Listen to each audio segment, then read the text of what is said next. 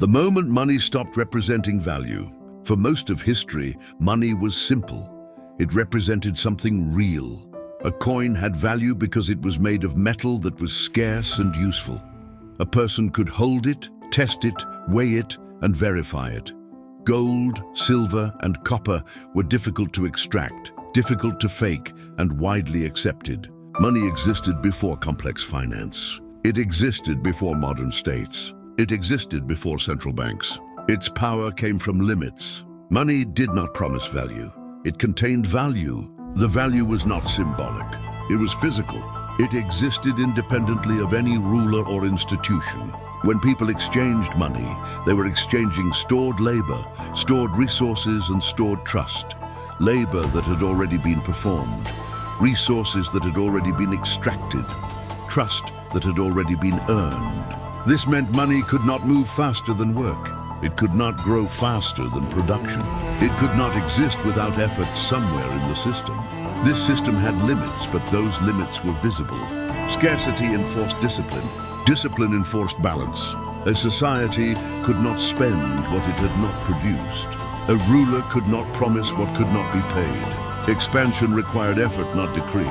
Then slowly that relationship broke. Not overnight, not through collapse, but through adaptation. This is the story of the moment money stopped representing value and started representing something else.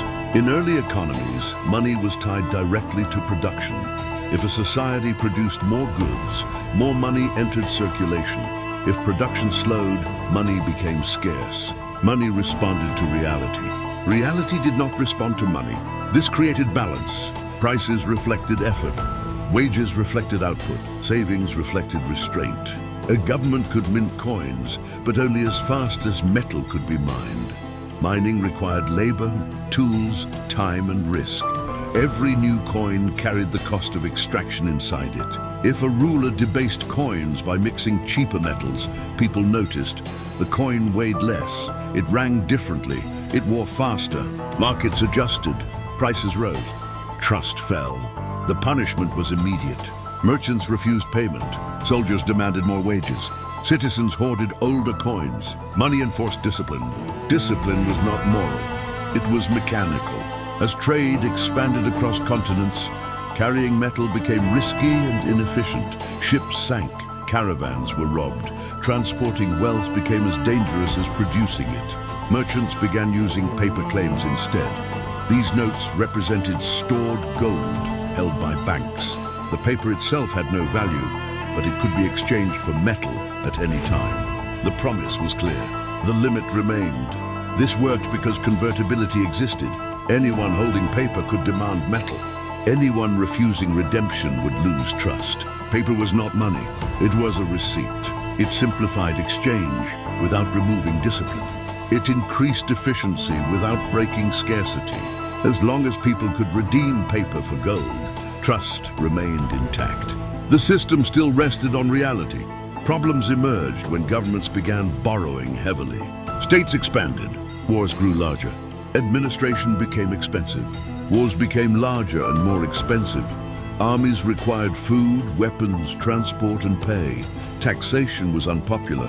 Raising taxes risked unrest. Borrowing offered a solution, but borrowing required money. At first, governments borrowed gold. Gold already existed. Gold had limits. Then they borrowed paper promises backed by gold. Promises multiplied faster than metal. Eventually, they borrowed more than the gold could support. This was the first crack. The promise outpaced the reserve. The claim outgrew the asset. The symbol exceeded the substance. During crises, governments suspended convertibility.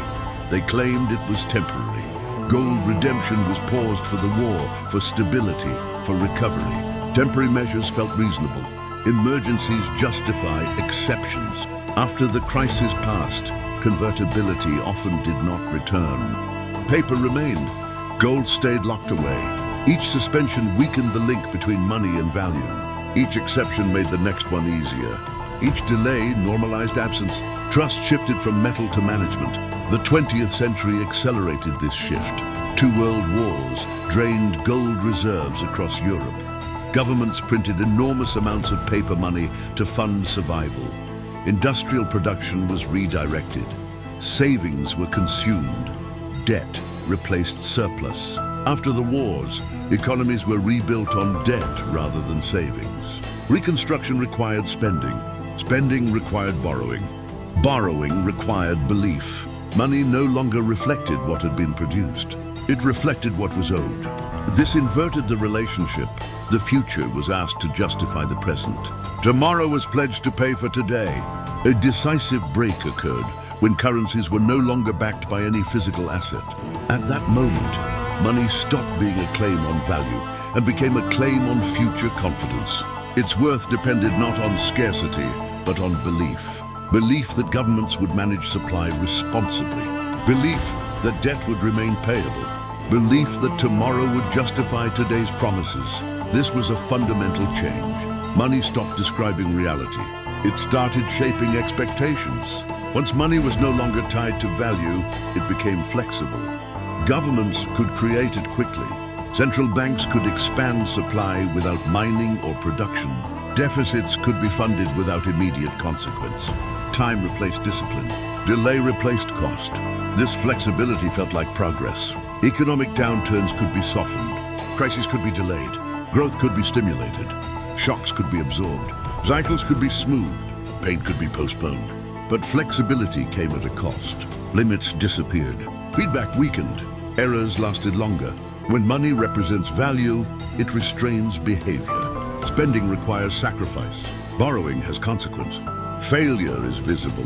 When money represents confidence, it rewards expansion. Borrowing becomes policy. Spending becomes stimulus. Growth becomes obligation. The incentive shifted. Instead of asking what an economy had produced, policymakers focused on growth targets, employment figures, and asset prices. If numbers slowed, more money was created. Money became a tool, not a measure. It no longer described scarcity. It managed outcomes. Over time, prices detached from underlying value. Assets rose faster than wages. Debt grew faster than income. Financial markets expanded faster than real production. Money circulated faster, but it anchored to less. Capital chased returns instead of utility. Speculation outpaced creation. Valuation replaced production. This was not immediately visible to ordinary people. Daily transactions still worked. Salaries were paid. Stores functioned. Contracts were honored. But the signal had changed. Money no longer told the truth about scarcity. Inflation became persistent, not accidental. Not always dramatic, often gradual. Small increases compounded. Purchasing power eroded slowly. People noticed prices rising, but explanations varied. Supply issues, demand spikes, temporary shocks. The deeper cause was structural. Money supply had become disconnected from real output. Production no longer constrained creation. Limits became political decisions. At this stage, money served a new role. It did not store value reliably. It managed behavior. Low interest rates encouraged borrowing. High rates slowed spending. Money became a lever to steer economies rather than a record of what they had created. Policy replaced price. Control replaced signal. Governments adapted to this system. Budgets expanded. Debt normalized. Promises multiplied. Long-term costs were deferred. Short-term stability was prioritized. As long as confidence held, the system functioned. But confidence is not value. Value exists independently.